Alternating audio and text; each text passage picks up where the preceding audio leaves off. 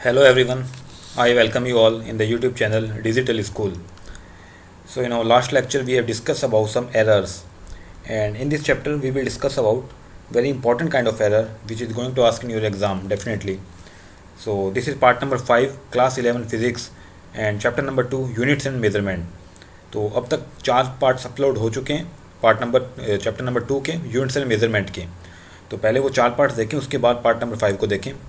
और अभी एक बात और बता देता हूँ, जो इस चैप्टर की जो वीडियोस होगी वो पूरा वीडियोस कंप्लीट होने के बाद आपको पीडीएफ अवेलेबल करवाई जाएगी, और जल्दी मैं आपको टेलीग्राम चैनल का लिंक भी प्रोवाइड करवाऊँगा कि जिससे आप हमारी जो पीडीएफ है वो अवेल कर सकते हैं। ठीक है। सो पार्ट नंबर 5 है ये यूनिट्स एंड मेजरमेंट का। इसमें आज हम पढ़ेंगे एब्सोल्यूट एरर, जिससे एग्जाम में क्वेश्चन पूछे जाते हैं। ठीक है। तो this is our channel digital school new way of learning. If you are preparing for 6th to 12th class plus JEE and NEET exam, then definitely you should watch our YouTube channels. Okay, so let's start without wasting your time. देखो, जो PDF आपको मिलेगी उसमें आपको क्या करना होगा, अगर आपको हमारे कोई भी पार्ट्स की भी देखना है तो इस पर क्लिक करना होगा आपको। आप क्लिक करते ही हमारे YouTube चैनल पे पहुंच जाएंगे डायरेक्टली।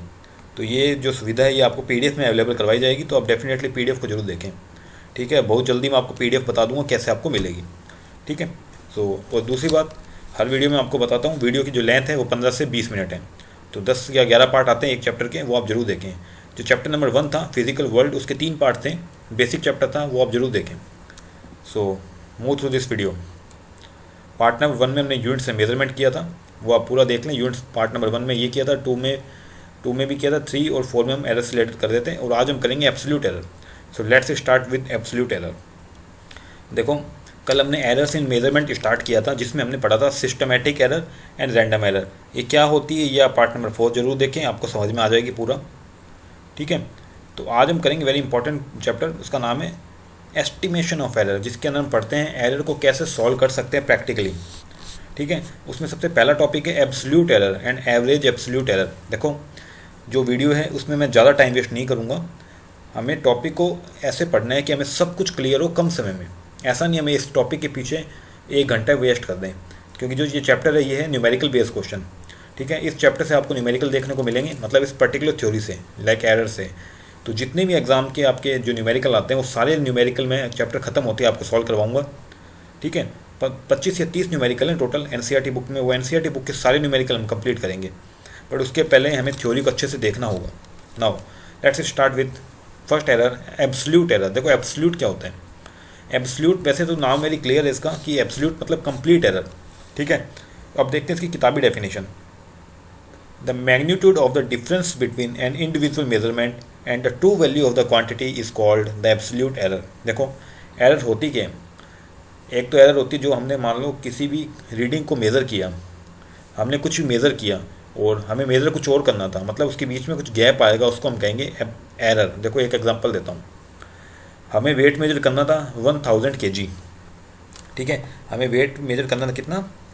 देखो मैं बताता हूँ। हमें वेट मेजर करना था 1000 kg। ठीक है। ये तो था इसका क्या, ट्रू मेजरमेंट। इसको मैं ट्रू लिख लेता हूँ, ये है ट्रू मेजरमेंट। और हमने कितना मेजर किया? 960। इसके बीच में कितने की एरर आ रही है? 40 की। This 40 is called absolute error. Okay, लिखा हुआ है ना, देखो, difference between an individual measurement हो गया 960 जो हमने मेजर किया था, and true value means 1000, this is called true value. उसके बीच का डिफरेंस है, उसी को हम बोलते हैं एब्सोल्यूट एरर। ठीक है। वेरी सिंपल डेफिनेशन थी। अब नेक्स्ट पॉइंट पे देखते हैं। If we do not know the true value then the average value of measurement is considered a true value. देखो, अब एक चीज़ और बताता हूँ आपको, काफ़ी इंपॉर्टेंट। सपोज करो किसी भी मतलब कि रीडिंग देखो मीटर की, जैसे ये रीडिंग है 10, ये है 20, ये है 30, ये 40, 50। अब देखो, ये मीटर की एक्चुअल रीडिंग है। अब हम कौन से इसमें ट्रू रीडिंग माने हमें पता नहीं है, तो हम क्या करेंगे, इस पांचों का एक मीनिंग ले लेंगे, मीन एवरेज ले लेंगे। जो एवरेज आएगा उसी को हम ट्रू वैल्यू मान लेंगे। देखो क्या आता है इसका एवरेज, 30 और 30 60, 100 150, 150 का आता है 75, है ना? ये होगा। ठीक है। देखो, ऐसा नहीं होगा, इसका जो मीन होगा ये एक्चुअल में ये क्या है, कोई हमें क्वांटिटी जोड़नी थोड़ी है ये क्या है, हम इसके आसपास की मिडल वैल्यू मान लेंगे कि जो 30 है वो हम ट्रू वैल्यू मान लेंगे, मतलब बीच की कोई भी वैल्यू लेनी है तो हमने 30 को ट्रू वैल्यू मान लिया। ठीक है, तो ऐसा करते हैं इसमें। ठीक है, एवरेज ले लेते हैं उसका। नाउ देखो ये क्वेश्चन से आपको अच्छे से समझ में आएगा, ये मैं आपको एकदम क्वेश्चन अच्छी तरह से समझाऊंगा इस क्वेश्चन कैसे करते हैं। देखते हैं आगे। देखो अब देखते हैं इसका कुछ प्रैक्टिकल बेसिस देखते हैं। Suppose the value of obtained in several measurements are A1 A2 A3। ठीक है, देखो इसमें क्या था मैं बताता हूँ। इसको ऐड करने में कितना आया था, देखो 60 100 150 आया था ना। एवरेज निकालने के लिए क्या करते हैं, 5 से डिवाइड करोगे, कितनी क्वांटिटी 1 2 3 4 5, तो 5 से डिवाइड करेंगे कितना आ जाएगा 30। और आप डायरेक्ट भी लिख सकते थे, दोनों तरीके मैंने आपको बता दिए। आप डायरेक्ट बीच की वैल्यू देख के 30 भी लिख सकते थे। ठीक है, ये थी ट्रू वैल्यू। अब देखो सपोज हमने मेजर किया है, हमारी मेजर क्वांटिटी आई है A1 A2 A3 up to AN। ठीक है, अब देखो हम इसमें से ट्रू वैल्यू नहीं पता कौन सी है, तो इसका मीन ले लेंगे, तो हमें वो ट्रू वैल्यू मान लेंगे उसको। देखो ये मीन लिया मैंने, इसको हमने मान लिया ट्रू वैल्यू। ठीक है, the arithmetic mean of these values is taken as the best possible value of the quantity under the given condition. अब इन सब का जैसे मैं मीन लूँगा, उसको मैंने लिखा ए मीन से, तो जैसे ही मैंने इसको मीन लिया उसको मान लेंगे कि क्या, उसको हम मानेंगे ट्रू वैल्यू। ओके, देखो ये जो है उसको हमने ए मीन मान लिया, इसको मानेंगे हम ट्रू वैल्यू। ठीक है, नाउ अब आते हैं बात अगले पॉइंट में। ये है a mean. In absence of any other method of knowing true value we consider arithmetic mean as the true value. ये मैंने आपको बता दी है। अब देखो क्या होता है, ए मीन तो है हमारी ट्रू वैल्यू और हमने मेज़र किया A1। पहली देखो सबसे पहली रीडिंग थी हमारी A1। अब ये A1 है और ए मीन, इसके बीच में कुछ तो डिफरेंस रहा होगा, वो डिफरेंस क्या है, वही तो एरर है। देखो तो एरर को हम रिप्रेजेंट करते हैं डेल्टा ए से, डेल्टा A1 से। It is called error in the first measurement. तो वो क्या होगा, true value minus measured value. True value है ए मीन और हमारी मेजर्ड वैल्यू क्या थी जो हमने सबसे पहले मेजर की थी, वो थी A1। उसके बीच में जो डिफरेंस होगा उसको हम बोलेंगे एब्सोल्यूट एरर। तो ये डेल A1 क्या है, absolute error in the first measurement. ऐसे डेल्टा A2 हो जाएगा, means absolute error in the second measurement up to n। ठीक है, ये आपको क्वेश्चन से और अच्छे से समझाऊंगा मैं। Now then delta A calculated above may be positive in certain cases and negative in some other cases, but absolute error will always be positive. Error को हमेशा पॉजिटिव में ही लेना है। ठीक है, ये न्यूमेरिकल समझ में आएगा पूरा क्वेश्चन। अब देखो हमारा टॉपिक क्या था, एब्सोल्यूट एरर और एवरेज ऑफ एब्सोल्यूट एरर। देखो मैं बताता हूँ आपको। देखो ये था absolute error and average of absolute error. Absolute error मैंने आपको बता दिया कैसे निकालते हैं, ये एब्सोल्यूट एरर है, मतलब इंडिविजुअल रीडिंग के एब्सोल्यूट एरर है। अब निकालते हैं एवरेज एब्सोल्यूट एरर। जितनी भी एरर निकली है ना ये हमारी, del A1 del A2 del A3, इन सब का एवरेज ले लो, वो मीन एब्सोल्यूट एरर हो जाएगी। ठीक है, इनका देखो del A1 del A2 del A3 upon में जितनी क्वांटिटी उससे डिवाइड किया तो हमारे पास आ गया average of absolute error, means mean absolute error. ये हमें फाइंड करना होता है फाइनल, ये हमारा एकदम फाइनल रिजल्ट है। So it may be complicated but whenever we solve this kind of question then definitely you will get what is trying to say. Okay, now अब देखो, अब जो हमने ये क्या निकाला है, ये हमने निकाला है मीन एब्सोल्यूट एरर। काफ़ी इंपॉर्टेंट है ये मेजरमेंट। ठीक है, अब देखो if we do a single measurement the value we get may be in the range, मतलब जो हमारा मेजरमेंट आएगा वो ट्रू वैल्यू और एरर के बीच में आता है। देखो कैसे, ये देखो ये इसमें सब बोल रहा हूँ, ये चीज़ देख लो, ये पॉइंट है ना इतना इतना, ये देख लो। ठीक है, ये देखो जो हमारा ए है ना वो आएगा ए मीन मतलब true value plus absolute error का मीन। ठीक है, अब देखो ए मीन माइनस मतलब इन दोनों के डिफरेंस और इन दोनों के प्लस, इसके बीच में हमारा मेजरमेंट आता है हमेशा। ये भी आपको समझ में आएगा कब, जब आप न्यूमेरिकल करेंगे। दिस इज थ्योरेटिकल, बस एक बार थ्योरी बतानी जरूरी होती है, उसके बाद हम जैसे ही न्यूमेरिकल करेंगे ये आपको पूरा एब्सोल्यूट एरर समझ में आ जाएगा। ठीक है, अब देखो पहले हम सबसे पहले फटाफट थ्योरी देख लेते हैं, उसके बाद एक न्यूमेरिकल करेंगे, then you can clear this. Now second topic is relative error. देखो रिलेटिव एरर वेरी सिंपल है। रिलेटिव एरर का सिंपल फॉर्मूला आपको याद रखना है, डेल्टा ए मीन मतलब absolute mean of absolute error upon में true value, means A mean को तो हम ट्रू वैल्यू बोलते हैं, इसको हम बोलते हैं रिलेटिव एरर। ठीक है, ये थ्योरी आप पढ़ लेना। नाउ परसेंटेज एरर क्या होता है, रिलेटिव एरर उसके आगे 100 लगा देंगे, परसेंटेज एरर बन गया। This is very simple kind of lecture. Okay, now it's time to do some questions so you can get easily about this absolute error. Now this is very important question, इसमें हमें सब निकालने हैं, average absolute error, relative error, percentage error.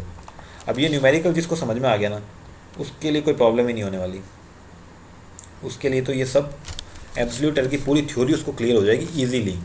Now अब देखो question क्या कहता है, in an experiment refractive index of glass was observed to be, ये जो रीडिंग है देखो, एक्सपेरिमेंट हमने किया, हमने रिफ्रैक्टिव इंडेक्स मेज़र किए तो हमें 6 रिफ्रैक्टिव इंडेक्स मिले, ये वाले, ठीक है, 6 रिफ्रैक्टिव इंडेक्स मिले हमें। अब हमें क्वेश्चन में पूछा गया हमें एब्सोल्यूट एरर फाइंड करनी है। देखो ये तो सिंपल है, हो जाएगी, हमारा काम है एवरेज एब्सोल्यूट एरर फाइंड करने का। अब सबसे पहला स्टेप देखो, सबसे पहले मैं थ्योरी में फिर से चलता हूँ। सबसे पहला स्टेप क्या होता है, ये होता है सबसे पहले तो निकालो ए मीन, जिसको हम ट्रू वैल्यू बोलेंगे, उसके बाद निकालते हैं हम इंडिविजुअल एब्सोल्यूट एरर, उसके बाद निकालते हैं सब एरर्स का मीन, और यही हमारा आंसर होता है। अब देखो कैसे, अब 1 बाय 1 देखो सबसे पहली बात बता देता हूँ, ये जो भी क्वेश्चन है ये सब एनसीईआरटी से लिए गए हैं। मेरा पर्पज़ यहाँ पे आपको एनसीईआरटी के क्वेश्चन को समझाना है, और जैसे ही पूरी थ्योरी ख़त्म होती है उसके बाद में सिर्फ 2 या 3 पार्ट्स इसके सिर्फ न्यूमेरिकल्स के लूँगा, जिसमें आपको कम्प्लीटली न्यूमेरिकल इस चैप्टर से समझ में आएंगे। मतलब एग्ज़ाम में इन चैप्टर्स के बाहर एक भी न्यूमेरिकल आपको देखने को नहीं मिलेगा, this is my guarantee. Okay, अब देखो हमारे पास 6 रीडिंग थी। सबसे पहले हम क्या काम करते थे, इन सब का मीन निकालते थे, जो हमें माना जाता था हमारा ए मीन, मतलब ए ट्रू वैल्यू निकाल दिया हम। देखो इन सब का मीन निकाला और हमारे पास आया, ये क्या है हमारा, ये हमारा ए मीन ही तो है, ये हमने वहाँ पे लिखा था ए मीन, ठीक है, ए एम लिख लेता हूँ। ये 1.51 ये हमारा ए मीन है, ठीक है। अब क्या निकालते थे हम, इंडिविजुअल एरर, मतलब एब्सोल्यूट एरर लेकिन इंडिविजुअल। कैसे निकालते थे वो, ट्रू वैल्यू में से हमारी मेजर्ड वैल्यू माइनस कर दो। तो ट्रू वैल्यू हमारी ये है, इसमें से मेजर्ड वैल्यू माइनस करनी है। तो मेजर्ड वैल्यू हमारे पास 6 मेजर्ड वैल्यू है, तो ये 6 की 6 मेजर्ड वैल्यू हम माइनस करेंगे। देखो कैसे, ये माइनस की दिस वन, तो हमने 6 की 6 वैल्यू मेजर्ड कर ली। और ध्यान रखना, मैंने आपको बताया था एब्सोल्यूट एरर को हमेशा पॉजिटिव लेना है। ये माइनस वन दिख रहा है आपको, लेकिन यहाँ पे पॉजिटिव लेना है। लेकिन हमारा काम क्या है, हमें एब्सोल्यूट एरर नहीं पूछा, हमें पूछा मीन ऑफ एब्सोल्यूट एरर। तो कैसे निकालेंगे, ये जितना भी हमारे क्वांटिटी आई है, ये वाली, ये इनका मीन लेना है और हमारा निकल जाएगा आंसर। देखो कैसे, ये रहा, इन सबको देखो मैंने प्लस मान लिया, ये मोड लगा दिया, मतलब माइनस साइन हट गया। इन सबको ऐड करके 6 से डिवाइड देंगे, तो यही हमारा आंसर था। I hope you have got the point. अगर जिसको समझ में नहीं आया एक बार वीडियो को जरूर देखें, बोलने की स्पीड थोड़ी फास्ट हो सकती है, तो आप एक बार वीडियो को 1 या 2 बार डेफिनेटली देखेंगे तो definitely you will get the point what I am trying to say. अब क्या था, रिफ्रैक्टिव इंडेक्स काफ़ी ईजी है। देखो उससे पहले मैं बता देता हूँ ये क्या होता है। तो इसका रिफ्रैक्टिव इंडेक्स किसके बीच में रहेगा, मैंने बताया था प्लस और माइनस के बीच में रहते हैं। किस किस के बीच में, देखो 1.51 मतलब ट्रू वैल्यू प्लस एरर, कितना एरर था 0.04, इसके बीच में हमारी वैल्यू रहती है। समझ में आ गया बात आपको। अब था रिलेटिव एरर। रिलेटिव एरर क्या होता है, एब्सोल्यूट एरर होती है ना, उसका मीन अपॉन में ट्रू वैल्यू, उससे डिवाइड करेंगे तो ये आ गया रिलेटिव एरर। 100 लगाएंगे तो ये आ गया percent error. This is very simple question. Okay, I hope you have got the point.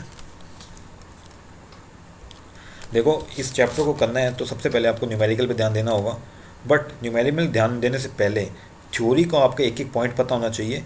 तो मैंने काफ़ी अच्छे तरीके से आपको थ्योरी को एक्सप्लेन किया है, तो आप थ्योरी को देखने के बाद न्यूमेरिकल करेंगे तो डेफिनेटली आप क्वेश्चन सॉल्व कर पाएंगे। और जैसे ही चैप्टर ख़त्म होता है मैं आपको न्यूमेरिकल करवाऊंगा, और न्यूमेरिकल ख़त्म होने के बाद आप जरूर सारी वीडियो रिपीट से देखें। तो chapter number 2 units and measurement है, इससे कोई भी क्वेश्चन आपको बाहर से देखने को नहीं मिलेगा, ठीक है। जो कॉम्बिनेशन ऑफ एरर वाला टॉपिक है ये हम देखेंगे नेक्स्ट पार्ट में, और उसके बाद स्टार्ट करेंगे हम डायमेंशन इन फिजिकल क्वांटिटी, ठीक है। तो आज की जो लेक्चर है इसमें हमने एब्सोल्यूट एरर को काफ़ी अच्छे से देखा। तो मैं चाहता हूँ आप इस वीडियो को 2 या 3 बार देखें और ये क्वेश्चन आपको समझ में आएगा, क्योंकि 100% गारंटी है इस टाइप का न्यूमेरिकल है आपको एग्ज़ाम में देखने को मिलेगा, ठीक है।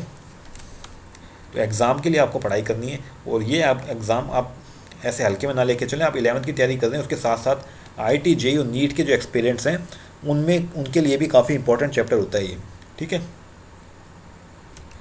देखो, अगर आपका कोई भी क्वेरी है तो आप ज़रूर हमें कमेंट करें कमेंट सेक्शन में। हमारे चैनल का नाम है digital school new way of learning. Here we prepare about JEE and NEET exam plus 9 to 12th and you can say 6 to 12th exam. Okay, so do like and share our channel, and if you have any query related to our video, then please do subscribe and comment in comment section, and very soon I will tell you definitely about how can you get the PDF of the YouTube channel. Okay, thank you for watching.